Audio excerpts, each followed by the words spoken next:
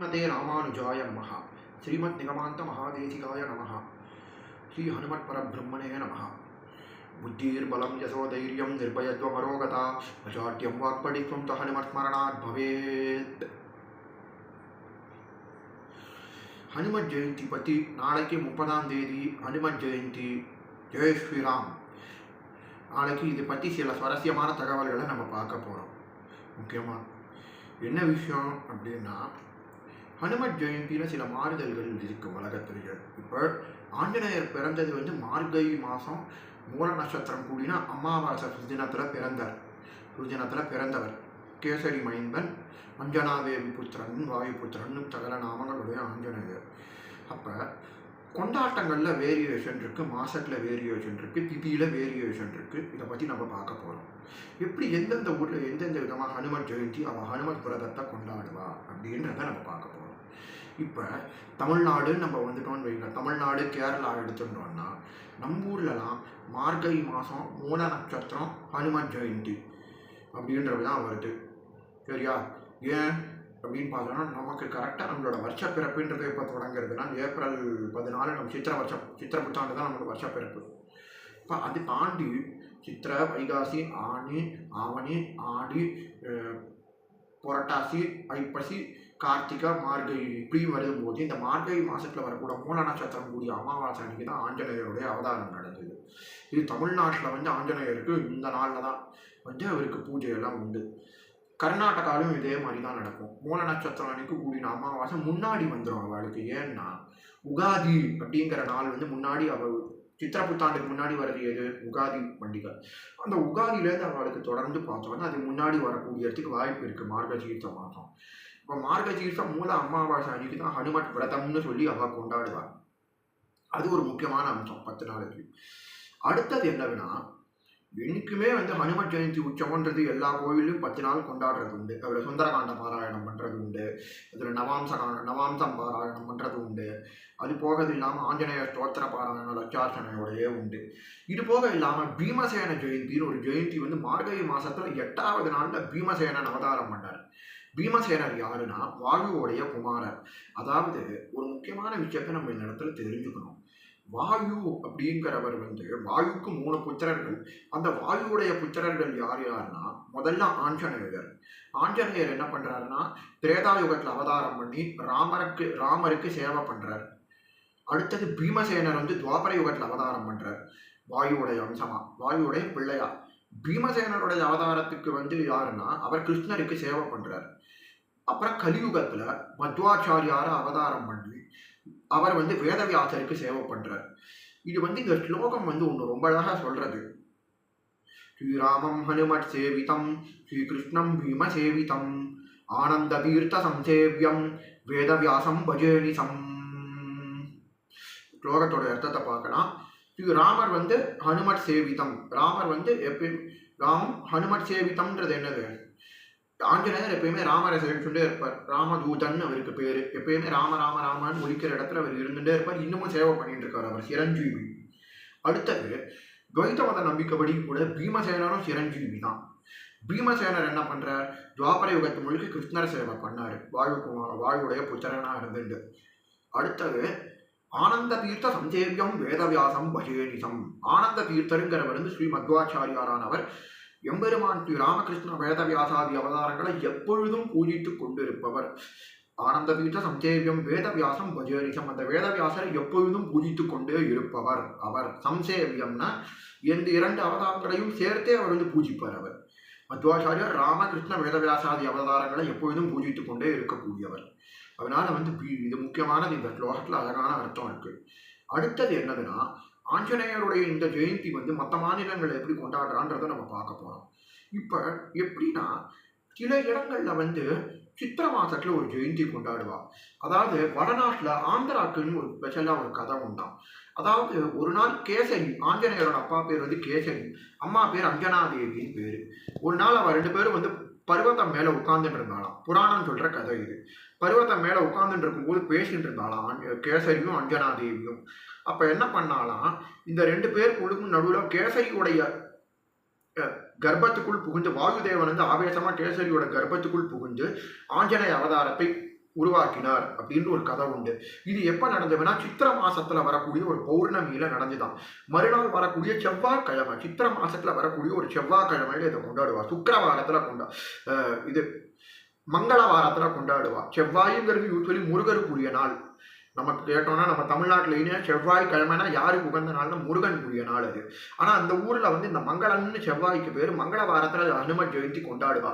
ஆந்திரா மாநிலத்துல சித்ரா பௌர்ணமி அன்னைக்கு வர அடுத்த செவ்வாய்க்கிழமை அன்னைக்கு மங்களவாரத்தில் ஆஞ்சநேயர் ஜெயந்தி கொண்டாடுவா 10 நாளைக்கு ஆந்திரால விமரிசையா. அடுத்தது இப்ப வடநாட்டுக்கெல்லாம் நம்ம உருவம் பண்ணோம். வடநாடுனா நீங்க கேட்கறது போலவே ஒரிசா, பீகார் அங்கெல்லாம் வைகாசி மாசத்துக்கு அடுத்த வரக்கூடிய பௌர்ணமி சுதினத்துல, பௌர்ணமி இப்ப நம்ம ஊருக்குன்னா அமாவாசை வருது, எல்லியே அமாவாசைங்கிறோம், முழு அமாவாசை அன்னைக்கு மார்கழி மாசம் மூலம் அமாவாசை. இந்த இடத்துல பௌர்ணமி திதி வேறுபடுறது பாருங்க அழகா. 2 திதிக்கு வேரியேஷன் தெரிகிறதா? பௌர்ணமி முழு நிலவு பிரகாசம் கூடிய நாள்ல, பூர்ண கலைகள் சந்திரன் மிளிர இருக்கக்கூடிய நாள்ல இந்த ஹனுமன் ஜெயந்தியை வந்து கொண்டாடுறா.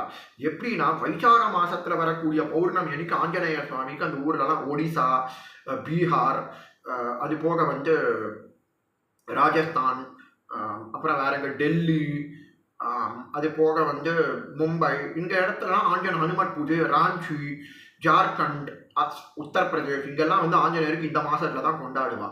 இதை விட சிறப்பு இன்னொன்று என்னன்னா, உத்தரப்பிரதேசில் லக்னோலேருந்து 20 கிலோமீட்டர்ல ஆலிகஞ்ச் அப்படின்னு ஒரு ஊர் இருக்கு. இந்த ஆலிகஞ்சில் ஒரு ஆஞ்சநேயர் கோவில் இருக்கு, ரொம்ப விசேஷமான கோவில். இந்த கோவில்ல எப்படின்னா வினோத முறையில ஒரு வைப்பாடு உண்டு, சயன தபஸ் அப்படின்னு பேரு. அதாவது எப்படின்னா இந்த கோவில்ல ஆண்கள் வந்து ஆஞ்சநேயர் கோவிலுடைய அந்த லக்னோல இருந்து ஆலிகஞ்ச் வரைக்கும் பாத யாத்திரையா போகலாம். அவெல்லாம் கௌபீனம் தரித்து கொண்டு செல்வார்கள். ஆண்கள் தரித்து கொண்டு செல்லும் போது ஒரு இடத்துல பிரதட்சண நமஸ்காரம் பண்ணுவா. விழுந்து சாட்சாக நமஸ்காரம் பண்ண இடத்துல இருந்து இந்த நமஸ்காரம் பண்ற இடத்துல கையில ஒரு பிடிச்சி ஒரு கல்லை நட்டு வைப்பாளாம்.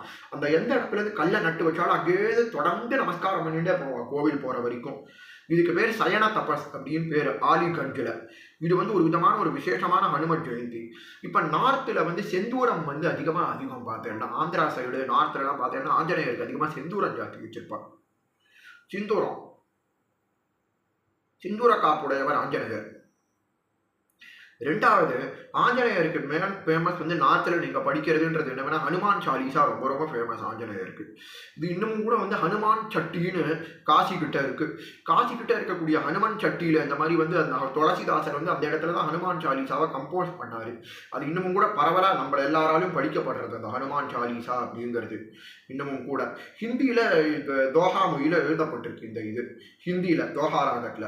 அடுத்தது என்னவென்னா சில ஆஞ்சநேயர் கோயில்களுடைய சிறப்புகளை பார்க்கலாம். நம்ம சில ஆஞ்சநேயர்கள் மூர்த்திகள் எப்படி இருக்காள்னு. ஆஞ்சநேயருக்கு ஒரு பேர் வந்து நவ வியாகரண பண்டிதர் அப்படின்னு பேரு. அதுலேயே சில ரூபங்கள் உண்டு. அதில் பிரசித்தி பெற்ற ரூபங்கள் என்னென்ன ரூபங்கள் அப்படின்னு கேட்டால், ஒன்று வந்து கை கூப்பின்னு இருக்கிறது வந்து பக்த திருக்கோலம், ராமபக்த கோலம். ரெண்டாவது சஞ்சீவி மலையை தூக்கிட்டு இருக்கிற திருக்கோலம், லக்ஷ்மணர் உயிரை காப்பாத்தினவர் அவரு அஞ்சனை மைந்தன். மூணாவது பால திருக்கோலம். பால திருக்கோலன்றது குழந்தையா இருக்கக்கூடிய திருக்கோலம். அஞ்சனை இப்படி வச்சுன்னு கதையோட இல்லை அஞ்சனாதேவி மடியில உட்கார்ந்துட்டு இருக்கிற திருக்கோலம். நாலாவது திருக்கோலம் வந்து பஞ்சமுக ஆஞ்சநேய திருக்கோலம். இது வந்து மயில் ராவணனுடைய பிள்ளையான சதகண்டகனை ஐக்கியத்துக்கு எடுத்துட்ட திருக்கோலத்துக்கு பேர் வந்து பஞ்சமுக திருக்கோலம். 10வது வந்து தசபுஜ திருக்கோலம். இது யாருன்னா 2 அரக்கர்களை சம்ஹாரம் பண்றதுக்கு இந்த ஆஞ்சநேயர் எடுத்துட்ட ஒரு முக்கியமான திருக்கோலம். அடுத்தது பீமசேனனுக்கு காட்டின விருத்த திருக்கோலம்னு பேரு. பீமன் வந்து ஆஞ்சநேயருக்கு பிரத்யட்சமான போது விருத்த திருக்கோலத்துலதான் முதல்ல பீமன் அவரை பார்த்தாராம். அதனால விருத்த திருக்கோலம்னு ஒன்று பேர் உண்டு அவருக்கு. அடுத்தது ஆஞ்சநேய சுவாமியுடைய வேற திருக்கோலங்கள் என்னென்ன இருக்குன்னா, சுவார்ச்சலா மனைவியுடன் கூடிய ஆஞ்சநேயர்னு ஒரு ஆஞ்சநேயர் உண்டு. இது வந்து யூஸ்வலி கேட்கலாம், ஆஞ்சநேயர் வந்து பிரம்மச்சாரி தானே அப்படின்னா இதுக்கு ஒரு கதை சொல்லுவா.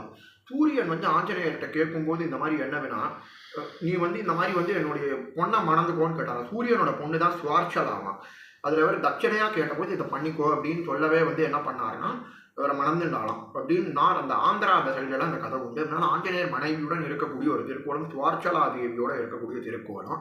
இன்னொன்று ஒட்டக வாகனம் உண்டு. ஆஞ்சநேயருக்கு வாகனம் வந்து ஒட்டக வாகனம். ஆஞ்சநேயருக்கு வாகனமே இல்லைன்னு பல பேர் நினைச்சிட்டு இருக்கலாம், பட் அவருக்கு ஒட்டக வாகனம்னு ஒரு வாகனம் இருக்கு. அடுத்தது சில அற்புதமான கஷேத்திரங்களை பத்தி பார்க்கலாம். ஆஞ்சநேயருடைய கஷேத்திரங்களை. ஆஞ்சநேயருடைய கஷேத்திரங்கள் என்னென்ன கஷேத்திரங்கள்லாம் பிரசித்தி பெற்ற கஷேத்திரங்கள் எவை என்று கேட்டீங்கன்னா, முதல்ல சொல்ல போனா வந்து நாமக்கல் நாமக்கல்ல மொத்தம் 18 அடி உயர ஆஞ்சநேயர். அவர் அப்படியே நரசிம்மரை சேவிச்சுன்னு இருக்க, கோரைப்பல் எல்லாமே இருக்கு. அடுத்த கஷேத்திரம் வந்து என்னதுன்னா சின்னாளப்பட்டி அஞ்சலி வரத ஆஞ்சநேயர்னு பேரு. திண்டுக்கல் பக்கத்துல இந்த ஆஞ்சநேயருக்கு கோவில் இருக்கு. இவர் வந்து சாலக்கிராம கல்னால ஆன மூர்த்தி. கண்டகி நதியிலிருந்து ஒரு பக்தர் கண்டு எடுத்துட்டு வந்த மூர்த்தி. இவர் அப்படியே வடிச்சிருக்கார். சாலக்கிராம ஆஞ்சநேயர்னு பேரு. இவருக்கும் விசேஷம். ஹனுமத் ஜெயந்தி அன்னைக்கு இவருக்கு 1008 ஜாங்கிரி மாலை வடமாலை சாத்துவார். அடுத்தது சுச்சீந்திரன். இங்க 18 அடி உயர ஆஞ்சநேயர். இவர் எப்படின்னா தலைக்கு மேல வாழை வச்சுட்டு இருப்பார். வாழை சுருட்டி வச்சுட்டு கோரப்பல்லோட இலங்கைக்கு சீதைக்கு எடுத்துக்கொண்ட விஸ்வரூபத்தை காட்டக்கூடிய திருக்கோலம். இலங்கைக்கு சீதைக்கு அசோகவனத்தில் காட்டின விஸ்வரூபத்தோட இருக்கக்கூடிய ஆஞ்சநேயர். வாளுக்கு மணி இப்படி இருக்கும். இது வந்து சுச்சீந்திரத்துல இருக்கக்கூடிய திருக்கோலம். அடுத்தது 32 அடி உயரம் ஆதி வியாதிஹர பக்தாஞ்சநேயர், நம்ம நங்கநல்லூர் ஆஞ்சநேயர் சுவாமி. அவர் எல்லா வித மனப்பிணிகளையும் உடல் பிணிகளையும் தீர்க்கக்கூடியவர் அவர். அடுத்தது பஞ்சவடி கஷேத்திரத்துல 36 அடி உயர பஞ்சமுக ஆஞ்சநேயர். சம்ஹிதைகள்ல சொன்னது போலவே 10 இதை தாங்கி கொண்டிருப்பவர் அவர். அது என்னன்னா மரம், உலகம், அடுத்தது வேற என்ன, கையில கட்டி, அப்புறம் வந்து கட்டுவாங்கம். கட்டுவாங்கம்னா அது ஒரு விதமான கபாலக்கல் மாதிரி, கபால இது அஸ்திரம். கட்டுவாங்கம், சூலம், கத்தி, அப்புறம் வந்து இது கேடயம், அப்புறம் இது கதை, முசலம், அப்புறம் வந்து பாசம். இதெல்லாத்தையும் தாங்கி கொண்டு இருப்பவர் ஆஞ்சநேயர். பஞ்சமுக ஆஞ்சநேயர்னு பேரு சங்கீதப்படி. அப்புறம் இது மூலிகை விருட்சம், அப்புறம் வந்து மலை. இதெல்லாத்தையும் தாங்கி கொண்டு இருப்பவர் ஆஞ்சநேயர். இந்த பஞ்சமுக ஆஞ்சநேயருக்கு வந்து 5 முகம். நீங்க பாத்தீங்கன்னா வானர முகம் ஆஞ்சநேயர். இந்த பக்கம் பார்த்தீங்கன்னா இடது புறம், அவரோட வலது புறத்துல வந்து வராக முகம், நரசிம்ம முகம். இந்த பக்கம் அவருக்கு ஒரு முகத்துக்கும் ஒரு பலன் உண்டு. அடுத்தது இந்த பக்கம் வந்து வராக முகம். அப்புறம் தலைக்கு மேல பின்னாடி வந்து கருட முகம், தலைக்கு மேல வந்து ஹயக்ரீவ முகம். இப்போ ஒரு முகத்துக்கும் ஒரு பலன் உண்டு. ஆஞ்சநேய முகம்ன்றது என்ன பண்ணுவோம்னா காரியங்கள்ல வெற்றி எடுத்துக்கிறதுக்கு. ஆஞ்சநேய முகம்ன்றது காரியங்கள்ல வெற்றி உண்டாவதற்கு. ஆஞ்சநேயரை வேண்டினா எப்பொழுதும் வெற்றி தான் அவர். தொல்லின் செல்வன் அவர். அவருக்கு எப்பயுமே காரிய தடைகள் நீங்கி வெற்றியை கொடுத்துருவார். அடுத்தது நரசிம்மர். நரசிம்மர் வந்து பூத பிரேத பைசாசங்கள்ல இருந்து நம்மளை காப்பாற்றுவார், அதனுடைய உபதிரவ தொல்லைகளில் இருந்து. நாளை என்பதில்லை நரசிம்மன் இடத்தில். 3வது வராக முகம். இது வந்து என்னன்னா பூமி சம்பந்தப்பட்ட பிரச்சனைகள்லாம் தீர்ந்து நமக்கு ஐஸ்வர்யம் பெறுகிறதுக்கு வராகருடைய பூமி வளம் கிடைக்கிறதுக்கு வராக முகம். 4வது கருட முகம். எந்த விதமான கொடிய விஷங்கள், அதாவது தேளு, பாம்பு, பல்லி, பூரான், இதனால ஏற்படக்கூடிய விஷக்கடிகள், எலிக்கடி போன்ற விஷக்கடிகள் தீர்றதுக்கெல்லாம் அந்த கருடனுடைய முகம் வந்து நமக்கு பலன் கொடுக்கும் சேவிச்சா. ஹயக்ரீவ முகம்ன்றது என்னன்னா படிப்புக்கு மட்டும் இல்ல ஜன வசீகரண சக்தின்னு ஒரு அற்புத சக்தியை கொடுக்கும். இது வந்து ரொம்ப விசேஷமானது. அடுத்தது ஆஞ்சநேயர்ல வேறு ரூபத்தை நம்ம பஞ்சமுக ஆஞ்சநேயர் நன்னா சேவிக்கணும் பஞ்சவடி கஷேத்திரத்துல. அடுத்தது வேற என்ன ரூபங்கள் இருக்கு ஆஞ்சநேயருக்கு அப்படின்னா சஞ்சீவி மலையை தூக்கிட்டு போற திருக்கோலம்ன்றது நிறைய கோவில்கள்ல நம்ம பார்த்துருக்கோம். அடுத்தது மனைவியுடன் இருக்கக்கூடிய ஆஞ்சநேயருங்கிறவர் எங்க இருக்காருன்னா செங்கல்பட்டு கிட்ட வந்தவாசி கிட்ட ராவத்தநல்லூர் அப்படிங்கிற கோவில ஸ்வார்ஷலா தேவியோட எழுந்திருடி இருக்கார். கல்யாண ஆஞ்சநேயர்னு பேர் அவருக்கு. அடுத்தது வேற என்ன, புது அக்ரஹாரம் அப்படின்னு ஒரு ஊர் இருக்கு. அந்த கோவில் எப்படின்னா ஆஞ்சநேயர் வந்து ராமாயணம் படிக்கிற கோலத்துல எழுந்தருளி இருக்கார். எப்படின்னு பாருங்களேன், அந்த கோயில் ஆஞ்சநேயர் வந்து கையில இப்படி வீணை மீட்டிட்டு இப்படி இருக்கார். ஆஞ்சநேயர் வந்து கையில இப்படி வச்சுட்டு ஒரு விசேஷம் என்னன்னா ராமரோட காலடியில பட்டாபிஷேக ராமர், சீதை, லக்ஷ்மணன், ஆஞ்சநேயர், பரதன், சத்ருகனோட இருக்கார். கீழே ஆஞ்சநேயர் வந்து பவ்ய மூர்த்தியா இருக்கார். பவ்ய ஆஞ்சநேயர்னா அப்படி வாயில கைப்பற்றி இந்த வினய பாவத்தோட இருக்கக்கூடியவர். ஆஞ்சநேயர் கிட்ட தான் ராமதூதனுக்கு அடக்கமா சொல்லிப்பார்.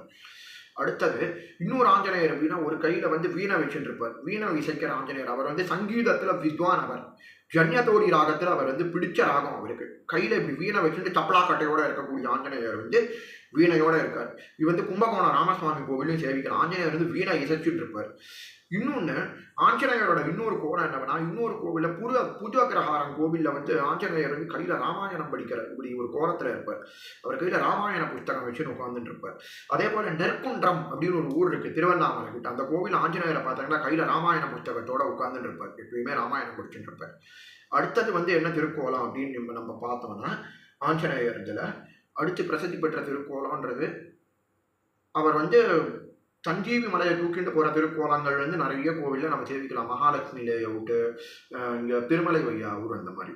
அடுத்தது சௌகந்திக புஷ்பமேந்திய திருக்கோலம்னு ஒரு கோலம் இருக்கும். இது வந்து மத்வ மதத்துல வியாசராஜ தீர்த்தர் அப்படின்னு ஒரு மகான் இருந்தாராம்.